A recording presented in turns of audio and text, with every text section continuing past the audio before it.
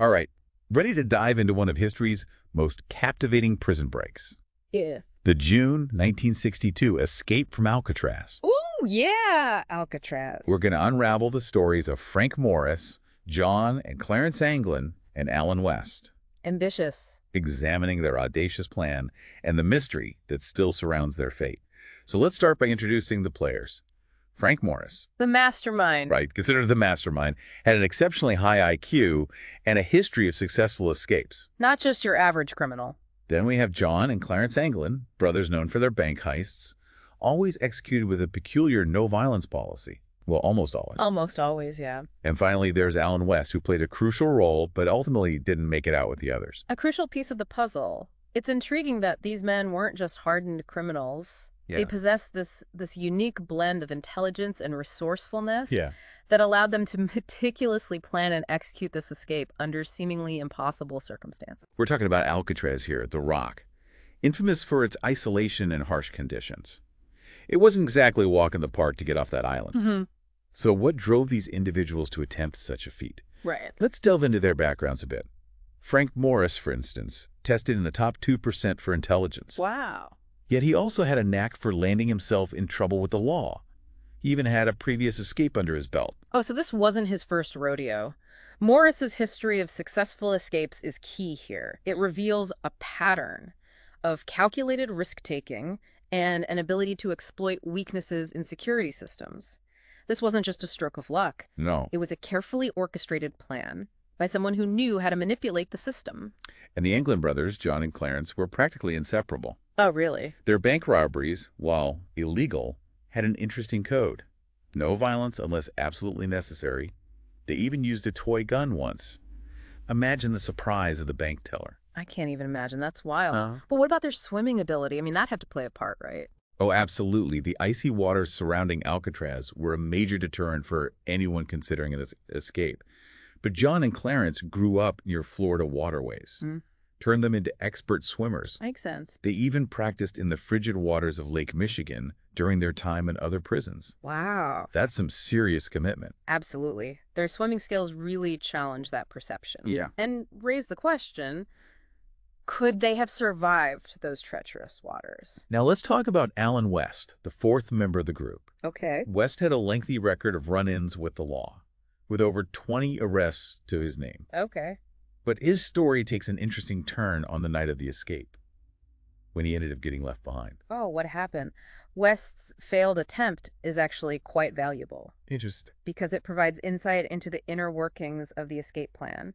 He was actively involved in the preparations alongside Morris and the Anglins. Yeah. So his account helps us understand the complexity of their scheme and the hurdles they faced. And those hurdles were significant.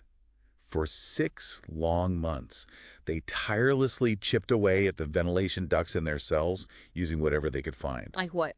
Discarded saw blades, spoons from the mess hall, even a makeshift drill assembled from a vacuum cleaner motor. Wow, they were resourceful. It's a testament to their resourcefulness that they managed to create a hidden workshop on the top level of the cell block, all while under the watchful eyes of the guards.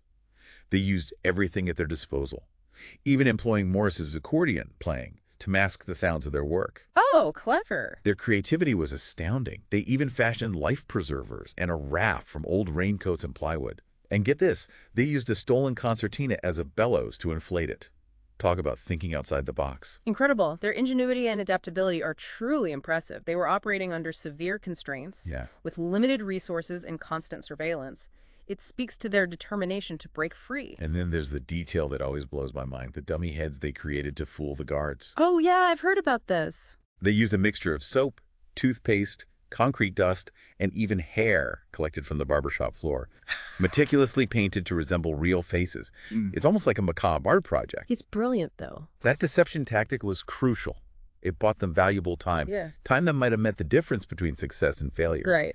They were up against one of the most secure prison systems in the world. Yeah. A system designed to prevent exactly what they were attempting. Absolutely. So picture this. It's the night of June 11th, 1962. The plan is in motion. Okay. West is prepped and ready, but then disaster strikes. The cement he used to widen his ventilation duct has hardened, trapping him. Can you imagine the frustration? Oh, no. It's a stark reminder of the inherent unpredictability of such a daring plan. Right. Every detail, every variable could make or break the entire operation. While West is stuck, Morris and the Anglin brothers decide to seize the moment. They had to. They climb up the ventilation shaft, maneuver their way down a 50-foot kitchen vent pipe. Can you imagine the nerve? Oh my gosh. And then scale those formidable barbed wire fences, finally reaching the shoreline. Wow. Under the cover of darkness, they inflate their makeshift raft and disappear into the frigid waters of San Francisco Bay, aiming for Angel Island. And that's where the real enigma begins. What happened next? What's particularly fascinating is that the guards only discovered the escape the next morning, thanks to those cleverly crafted dummy heads. Right. Their ingenuity fooled everyone, giving them a considerable head start. The guards were completely in the dark. By the time the alarm sounded, Morris and the Anglin brothers had vanished. And then, A massive manhunt ensued, involving the Coast Guard, the FBI, everyone imaginable. And yet they found almost nothing. the lack of concrete evidence is what has fueled decades of speculation. They recovered a paddle, a wallet containing family photos of the Anglins, some raincoat material, and a life jacket. But no bodies.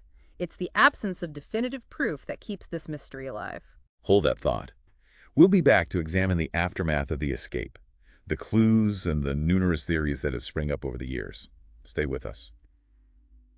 So after an intense search, the FBI concluded that Morris and the Anglin brothers most likely drowned. Yeah, the bay's pretty rough. Given the strong currents and frigid temperatures, Right. their reasoning was, if the escapees had made it to shore, why would they leave behind personal belongings like the wallet with family pictures? It seemed like a reasonable assumption at the time. It did seem logical, but remember, we're dealing with Alcatraz, a place that defied expectations. And then there's the curious case of John Paul Scott, which adds another layer to the story. Ah, yes, John Paul Scott. Just a year after the famous escape, he managed to swim from Alcatraz all the way to Fort Point. No way. Right under the Golden Gate Bridge, he was found alive. Alive. Shivering and exhausted, but alive. It proved that surviving those waters wasn't impossible. Exactly. Scott's feat challenged the FBI's initial conclusion. If he could survive the swim, why not Morris and the Anglins, particularly with their advanced swimming skills? This case is full of twists and turns that keep us guessing. And it doesn't stop there. Decades of alleged sightings and intriguing clues has kept this mystery alive and kicking. Postcards, phone calls, even rumors of them attending their own funerals. What? It's also captivating. That's crazy. Some accounts even place the Anglin brothers living in Brazil. Brazil. The Brazil sightings are particularly interesting. Okay. In 1975, a friend of the Anglin family claimed to have run into the brothers in Rio de Janeiro and even took photographs. Wow, photographs. That's quite a development. But were the authorities convinced? While the photos added fuel to the fire, there were issues with the quality. And the men were wearing sunglasses, making a positive identification difficult. Art Roderick, a retired U.S. Marshal involved with the case, called it the best lead they'd ever had, Okay. but acknowledged it could also be a clever diversion tactic. So even with potential photographic evidence, the mystery continued. What was the FBI's stance on all of this? Did they ever reopen the case? Officially, they closed their investigation in 1979. Oh, wow. However, the U.S. Marshal Service, they never give up.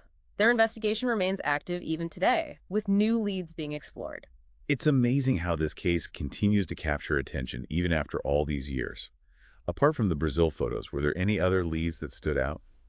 Well, there's a story of a blue Chevrolet, reportedly stolen on the day of the escape and spotted in multiple states afterward.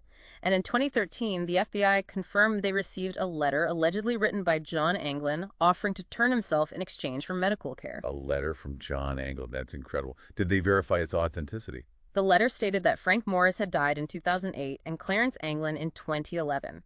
The writer claimed to be John and was seeking medical treatment as part of his surrender. However, the FBI couldn't definitively determine if the letter was genuine. It's like peeling back layers of an onion only to find more layers beneath. So after examining all of this, what are your thoughts? Do you believe they survived? It's the question that everyone wants answered. The evidence is circumstantial and open to interpretation.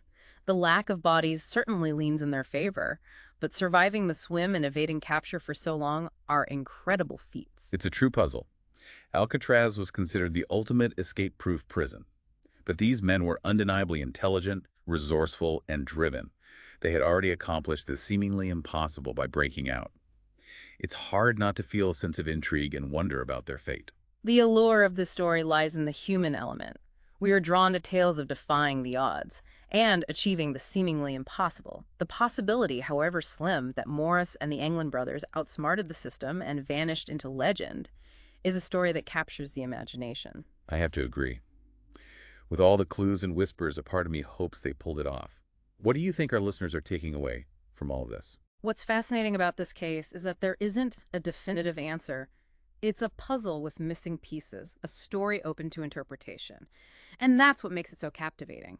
We've presented the facts, the evidence, and the theories, but ultimately it's up to each listener to decide what they believe. Did they perish in the bay or orchestrate the greatest escape of all time? It's the ultimate unsolved mystery. Their story challenges our assumptions and forces us to confront the limits of what we think we know. And that's the beauty of a deep dive like this. We delve into the details, analyze the evidence, and sometimes we're left with more questions than answers. We've spent this episode focusing on the escape itself, but it's crucial to remember the setting for this incredible story, Alcatraz Island.